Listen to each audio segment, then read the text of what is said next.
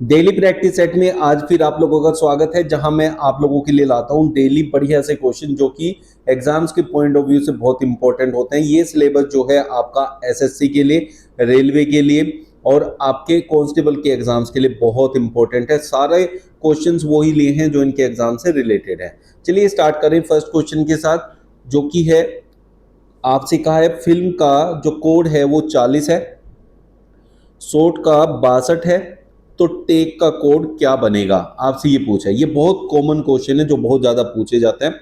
अब इसमें क्या होता है, इंग्लिश अल्फाबेट में जो भी लेटर जिस प्लेस पे आ रहा है उनकी प्लेस वैल्यू से रिलेटेड ज्यादातर ये क्वेश्चन होते हैं।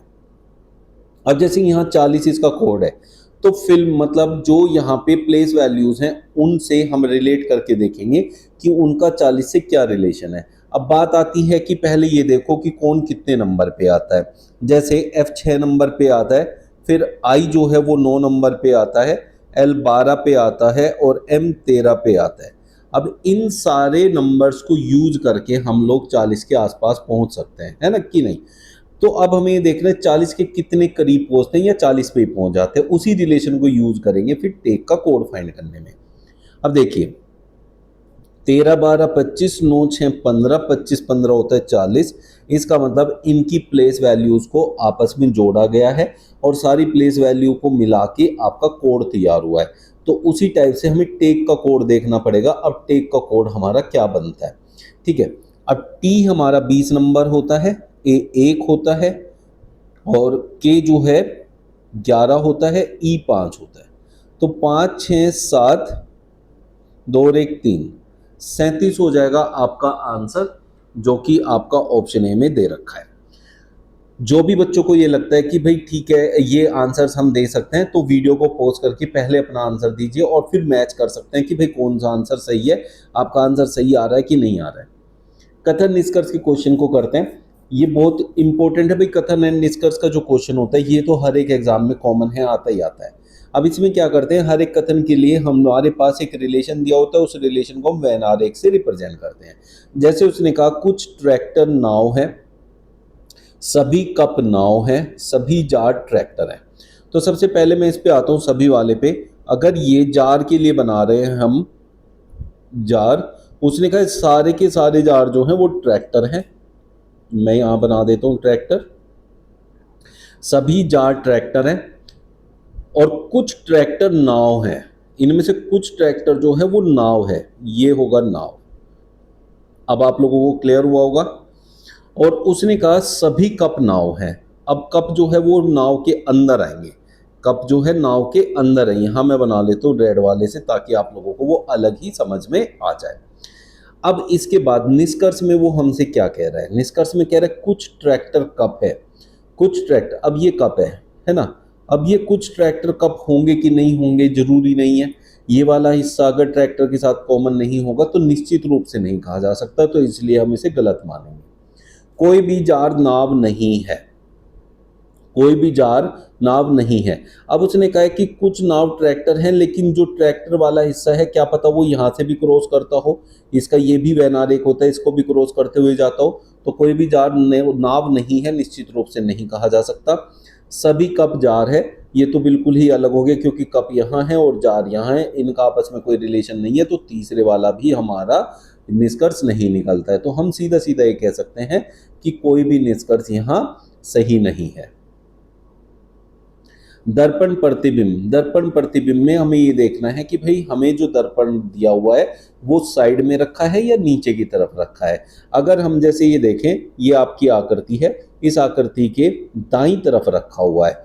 तो जब दाईं तरफ रखा होता है तो हमारा लेफ्ट राइट बन जाता है, मतलब दायां बायां बन जाता है, बायां दायां बन जाता है। जहां से क्वेश्चन खत्म होता है जैसे यहाँ, वहां से आंसर स्टार्ट होता है। तो इन चीजों को ध्यान रखते हुए हम दर्पण प्रतिबिंब सोल्व करते हैं। तो अब यहाँ देखें, इसमें ये एक त्रिभुज बना हुआ है आगे की तरफ और ये ऐसे साइज में ऐसा इसका डिजाइन बना हुआ है। तो ये वाला देखिए यहाँ डिजाइन नीचे की तरफ हो गया। तो जब हम दर्पण प्रतिबिंब करते हैं तो उसमें आकृति की शेप चेंज नहीं होती, बस लेफ्ट की राइट हो जाती है, राइट की लेफ्ट हो जाती है, ऊपर की नीचे नहीं होती है। तो ये ऊपर की नीचे हो गई, ये ऊपर की नीचे हो गई, तो ये दोनों तो हमारे आंसर नहीं होंगे। दूसरी चीज ये देखिए, ऊपर एक बिंदु है और साइड में दो बिंदु है, तो ऊपर एक ही रहेगा, साइड में दो ही रहेंगे। यहाँ ऊपर दो आ गए, साइड में एक आ गया, ये चेंज नहीं आएगा, तो ये भी गलत हो गया। ऑप्शन बी हमारा करेक्ट आंसर बन जाएगा। दर्पण प्रतिबिंब कैसे आपने तैयार किया, आप लोगों को समझ में आया होगा। लॉजिटेक को CFCEBAYD लिखा जाता है, तो हम ये देखेंगे कि इसमें जो भी लेटर जहां भी आ रहा है उसका उसी के रिप्रेजेंट में जो लेटर है उसका क्या कोड है। जैसे L पहले नंबर पे है और इधर पहले नंबर पर C है, तो L हमारा 12 नंबर आता है और C हमारा 3 नंबर आता है। अब हमें इसका रिलेशन समझना है। L 12 है तो 12 में इकाई अंक, ढाई अंक 1 है और इकाई अंक 2 है। अगर इन दोनों को जोड़ूं तो 3 आता है। तो इसका मतलब अगर 2 डिजिट वाला है तो उन दोनों नंबर के अंकों को जोड़ के जो आ रहा है उस नंबर का डिजिट मैंने यहाँ लिया हुआ है। ठीक है, इसको जो है हम कंफर्म करेंगे अगले वाले उससे, अल्फाबेट से। ओ हमारा 15 नंबर होता है, तो इसका मतलब 1 और 5 6 नंबर वाला हमारा कोड बनेगा जो कि F है। तो 2 डिजिट वाला नंबर जो है उसकी तो कहानी हमें समझ में आ गई। अब जो सिंगल डिजिट वाला है उसको देख लेते हैं। जैसे G है, G हमारा 7 नंबर होता है और C, जो G का कोड है वो C बना हुआ है और C होता है 3 नंबर। अब 7 से 3 कितना दूर है, 4 दूर है। अगर मैं 7 में से 4 माइनस करूं तो 3 बनता है। बट ये क्या ऐसे ही बना है, इसको कंफर्म करेंगे भाई कोई और सिंगल डिजिट से। जैसे यहाँ आई है वो 9 नंबर आता है। अब 9 में से 4 माइनस करूँ तो 5 आना चाहिए और 5 पे ई होता है और यहाँ ई लिखा हुआ है। तो इसका मतलब जो डबल डिजिट है उनके अंकों को जोड़ के हमें कोड मिला है और जो सिंगल डिजिट है उसके उस प्लेस वैल्यू में से हमने 4 माइनस किया है और तब हमारा आंसर आया।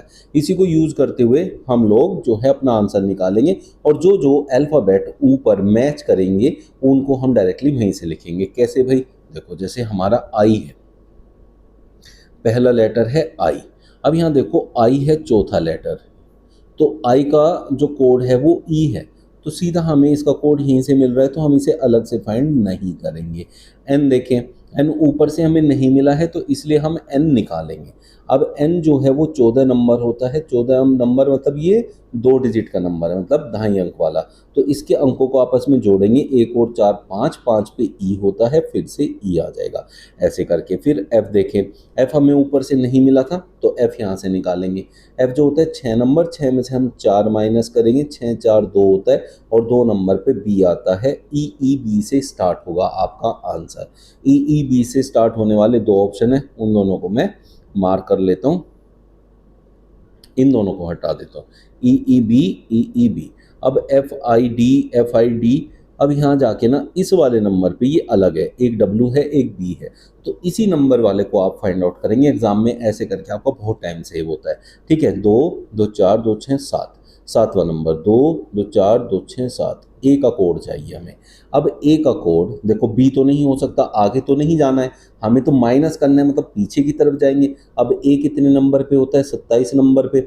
मैंने आपको बहुत अच्छे से पहले भी समझाया हुआ है कि अगर हमें पीछे की तरफ जाना है, कम करना है, तो ए को 1 नंबर पे नहीं 27 पे मानेंगे, क्योंकि जेड 26 पे खत्म होता है, उसके बाद ए आता है, तो ए 27 पे माना जाएगा। अब 27 वाले में से अब हमें क्या करना है, ए अकेला था ना, वैसे तो अकेला 1 नंबर है, तो इसलिए 4 माइनस करना पड़ेगा और 4 माइनस करके हम 23 नंबर पे पहुंच जाते हैं। 23 पे होता है डब्ल्यू, तो डब्ल्यू कौन से ऑप्शन में, ऑप्शन सी में, ये देखो यहाँ। ठीक है, तो इस तरीके से आप अपना टाइम भी सेव कर सकते हो और आंसर भी आसानी से निकाल सकते हैं। लुप्त संख्या ज्ञात करनी है, यहाँ ये मिसिंग नंबर फाइंड करना है, तो क्वेश्चन मार्क यहाँ दिया हुआ है। इसका रिलेशन भाई ये इसी प्लेस पे 5 है, इसी प्लेस पे 3 है, तो यहाँ हमें देखना है 5 और 3 कैसे आए हैं, तो क्वेश्चन मार्क वैसे ही आएगा।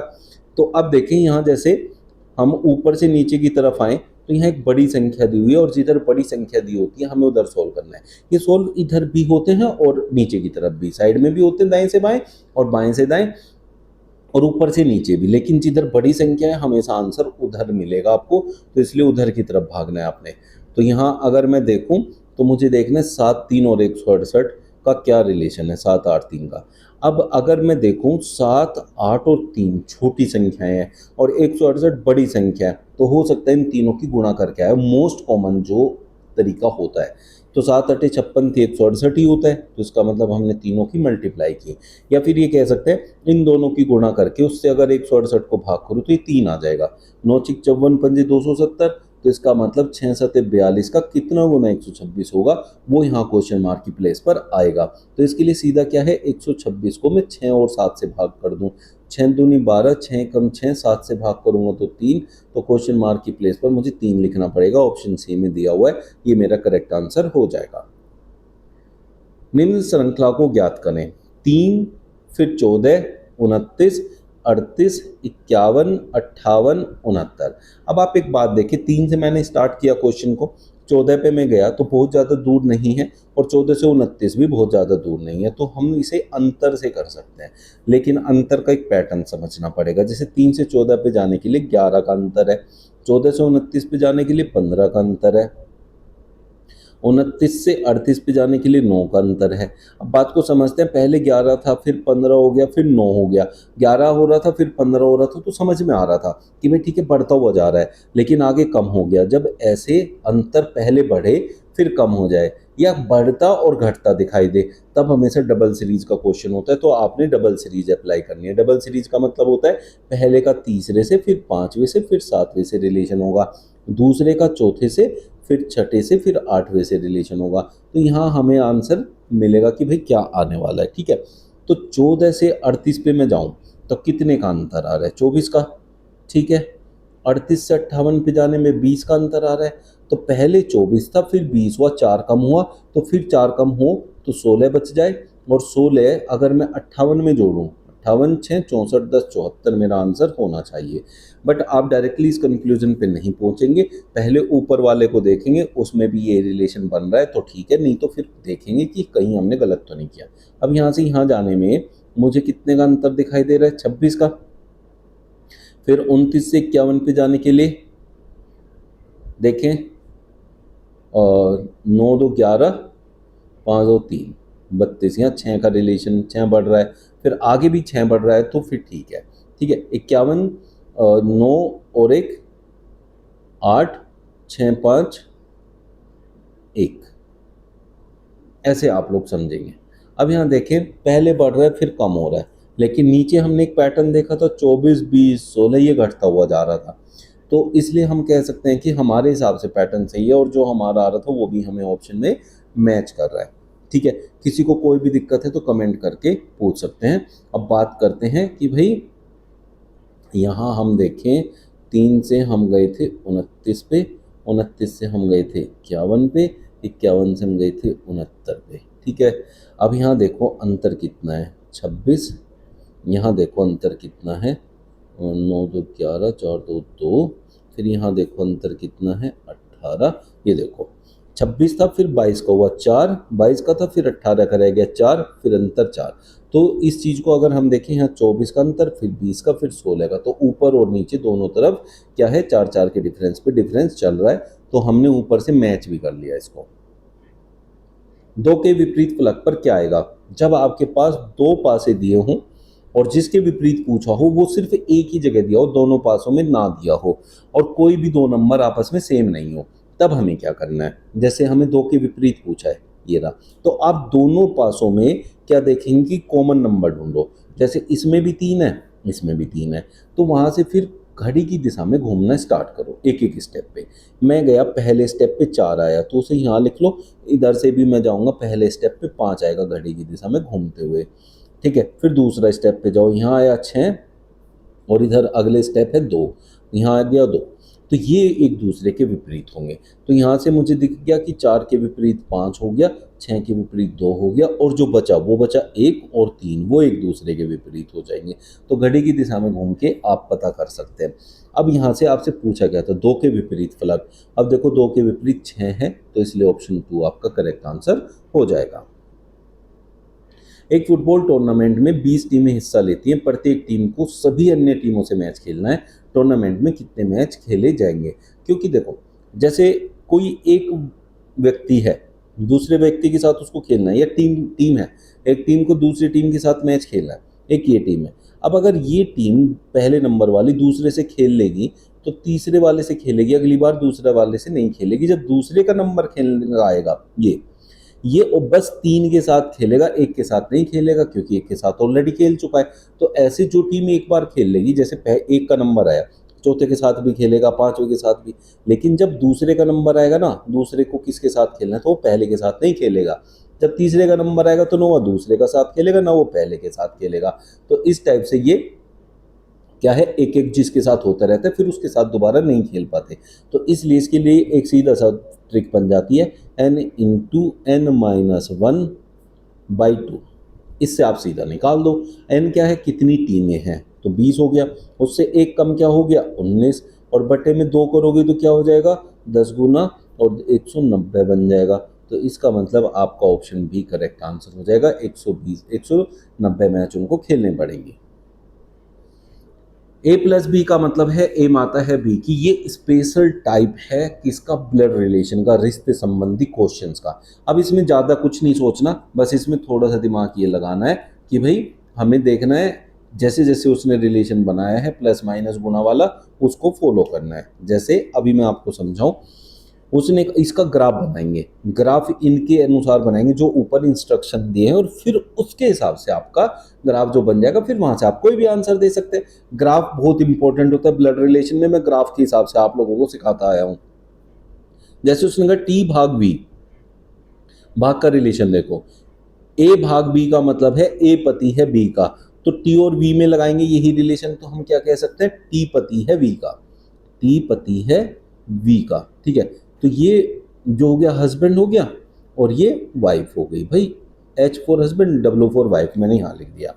फिर आप जाएंगे, इस पे नहीं जाएंगे आगे, Q और J का रिलेशन नहीं देखेंगे, पहले आप लोगों को भाई देखना पड़ेगा V और Q का रिलेशन, एक एक को लेके चलना है। पहले T और V, जो इसमें इंक्लूड हो गया V, फिर V का Q से, जो कि बीच में प्लस है, A माता है B की, तो V माता है Q की, V माता है Q की। अब जो मैंने ऊपर हस्बैंड वाइफ बनाया था वो थोड़ा सा मैंने गलत कर दिया था, ठीक है, नहीं सही किया था, क्योंकि उसने पति से साफ साफ बोला था।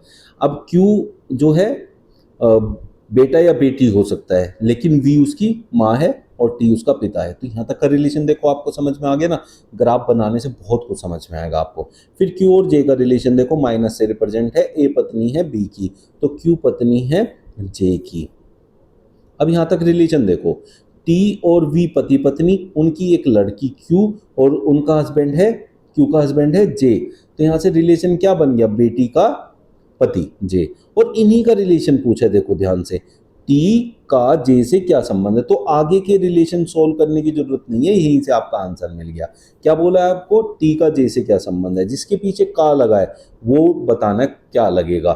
तो T क्या लगेगा, देखो Q कौन है, J की पत्नी है, J की पत्नी के पिता को क्या कहते हैं, ससुर कहते हैं, तो ससुर लगेगा। अब देख लो ना, यहाँ T और V पति पत्नी, उनकी एक लड़की Q, उसका पति है J, तो क्या हुआ, पत्नी का जो है पिता, पत्नी का पिता क्या लगता है, ससुर लगता है, तो आपका आंसर हो गया ससुर। 7 से जैसे 56 आया तो 9 से वैसे ही क्या आएगा, ये एनालॉजी का क्वेश्चन है, और एनालॉजी में कौन सी एनालॉजी है, ये नंबर एनालॉजी। अब नंबर एनालॉजी में क्या है, जैसे 7 से हम 56 बना रहे हैं, तो 7 से 56 बनाने के 2 तरीके मुझे नजर आ रहे हैं। क्या है भाई, 7 को डायरेक्ट 8 से गुना कर दूं तो क्या बन जाए, 56 बन जाए, और 7 का वर्ग अगर करूं तो 49 होता है, और उस 49 में 7 ऐड कर दूं तो मुझे 56 मिल जाता है। इसका मतलब संख्या का वर्ग प्लस संख्या, तो 9 का वर्ग क्या होता है, 81 प्लस संख्या, तो कितना हो गया, 90। एक तरीके से 90 आ रहा है। दूसरा तरीका क्या था, 7 गुणा 8। अब 7 में या तो रैंडमली 8 की गुणा करी गई होगी, जो कि बहुत कम होता है रीजनिंग के अंदर। भाई 7 है तो 7 से अगली संख्या 8 है, तो 9 है तो 9 से अगली संख्या क्या है, 10 है, तो 90। लेकिन अगर मैंने 8 से रैंडमली मल्टीप्लाई किया होता तो 9 8 72 होता, जो कि ऑप्शन में नहीं दिया हुआ है, इसलिए मेरा आंसर 90 ही फिट होता है। तो ऑप्शन डी आपका करेक्ट आंसर हो जाएगा। खुले पासे को बंद करने पर कौन सा पासा बनेगा, बहुत इंपॉर्टेंट क्वेश्चन है, बहुत ज्यादा पूछा जाता है। खुला पासा दे देता है, तो खुले पासे में पहले ये समझना है कौन किसके विपरीत होता है। तो पहले नंबर वाला, जैसे ए है, वो तीसरे नंबर के विपरीत होगा हमेशा। दूसरे नंबर वाला चौथे के विपरीत होगा, जैसे डी भी बी के विपरीत हो जाएगा, और जो इधर अलग से निकला हुआ है और इधर अलग से निकला हुआ है वो एक दूसरे के विपरीत होते हैं।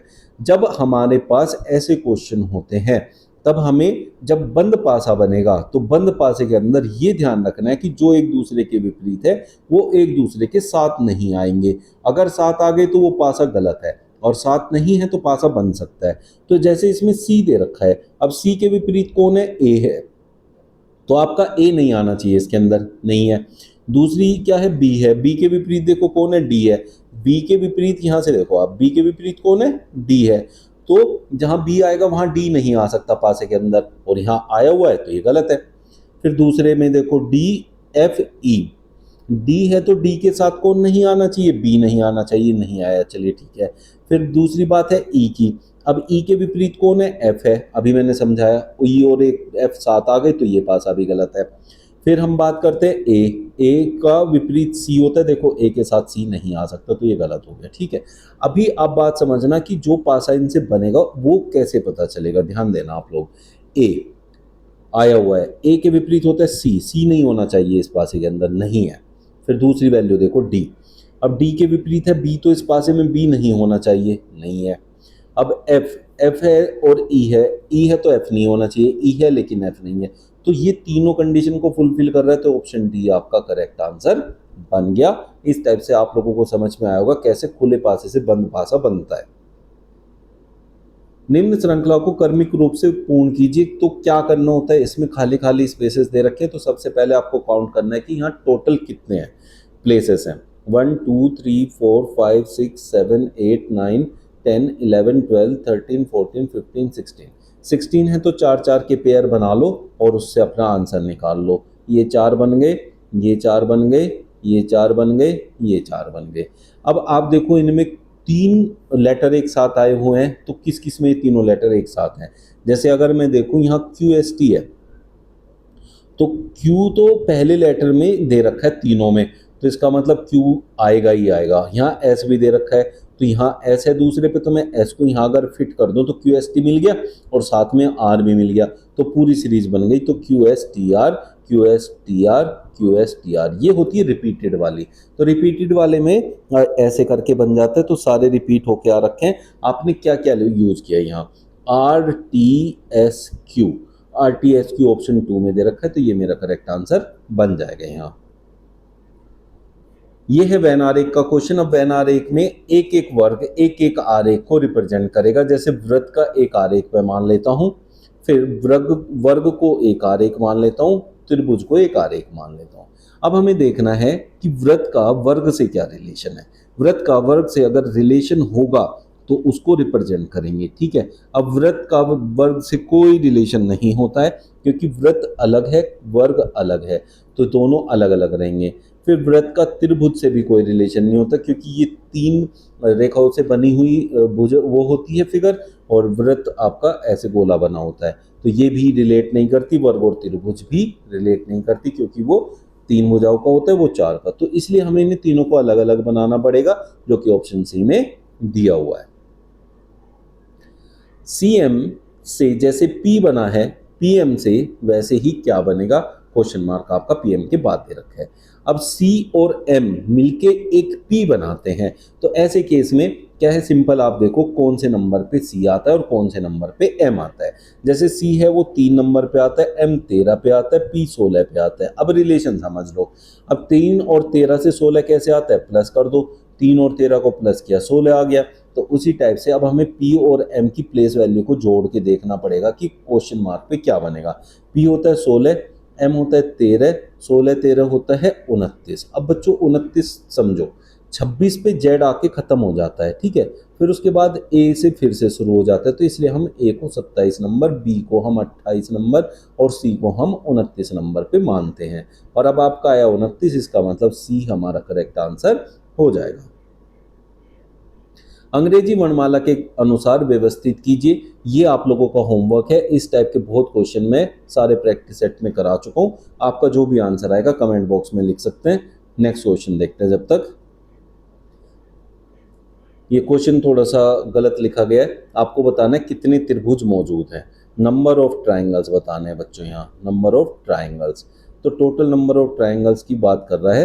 तो आप लोगों को मैंने एक ट्रिक सिखाई कि अगर एक त्रिभुज है, उस त्रिभुज के अंदर ऐसे लाइनें खींची हुई हैं, तो आपको वहाँ नंबरिंग करनी होती है। जैसे 1 2 3, उनको आपस में जोड़ना होता है, 3 2 5 और 1 6, उतने यहाँ टोटल त्रिभुज मौजूद होते हैं। अगर एक और होता तो 4 और ऐड हो जाता। ठीक है, अब ये बात करता हूँ इस वाले त्रिभुज में, तो इसमें 2 लाइन ऐसे आई हुई हैं, तो इसका मतलब मुझे यहाँ से 6 त्रिभुज मिलेंगे। फिर इससे बड़े त्रिभुज की बात करूँ तो मेरे पास फिर से 2 लाइनें हैं, तो मुझे फिर से 6 त्रिभुज मिलेंगे। और मैं अगर इधर से बात करूँ, इधर से एक बड़ा त्रिभुज, इसमें भी 2 लाइनें, तो 6 मुझे यहाँ से मिलेंगे। तो टोटल मेरे पास 18 त्रिभुज बन जाएंगे।